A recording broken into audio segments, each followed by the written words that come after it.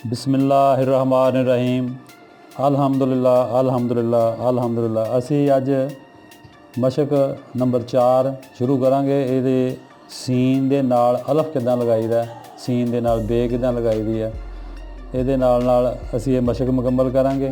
तो दोस्तों की फरमाइश है कि ये नाल इंग्लिश भी दसनी चाहिए, वो भी अनकरीब असी शुरू कर रहे हैं। वह भी इंशाअल्लाह अच्छा रिजल्ट आएगा।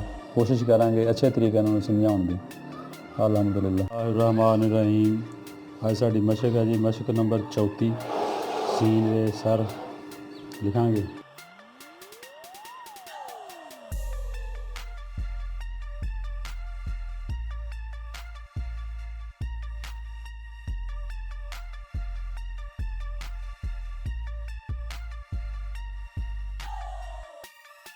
इदां ही असीं कोने ना उतला हिस्सा दा बनेगा, फिर इत्थे कलम पूरी लगेगी।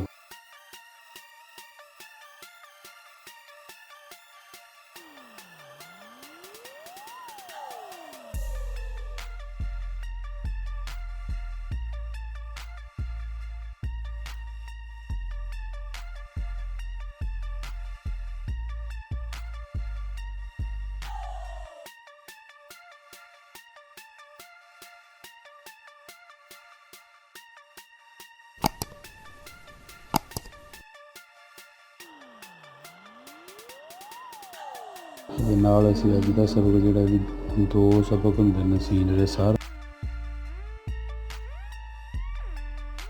डबल सीन उपर पहले लिखांगे, उस तो बाद ये उपर लिखांगे। तुसीं ये कोशिश करनी है कि सारे दे उपर लिखना हो।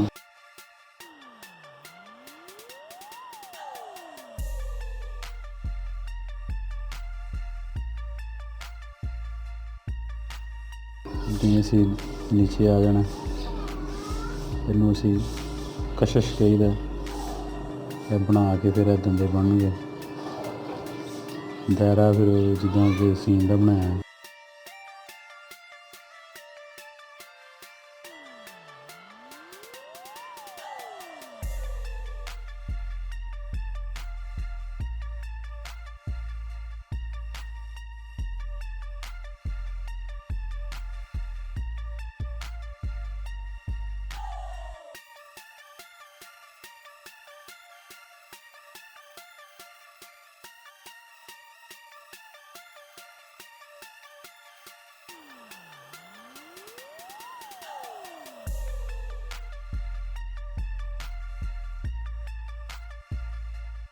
ये असी अगर 2 सीना कट्ठियां भी करांगे तो फिर इदां लिखा जाएगा।